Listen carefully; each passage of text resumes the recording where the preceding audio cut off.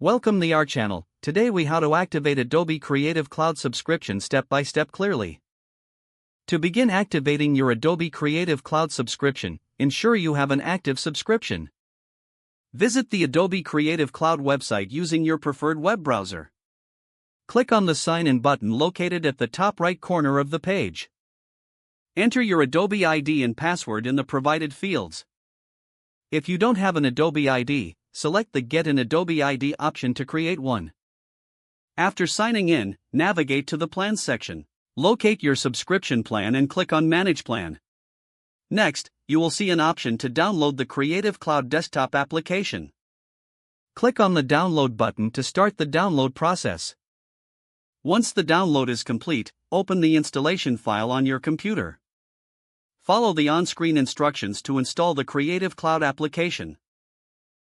After the installation is finished, launch the Creative Cloud desktop app. You may need to sign in again with your Adobe ID and password. Once signed in, the app will display all the available applications included in your subscription. From here, choose the applications you want to install by clicking the Install button next to each one. Wait for the installations to complete. After the apps are installed, you can launch them directly from the Creative Cloud desktop app. Your Adobe Creative Cloud subscription is now fully activated and ready to use.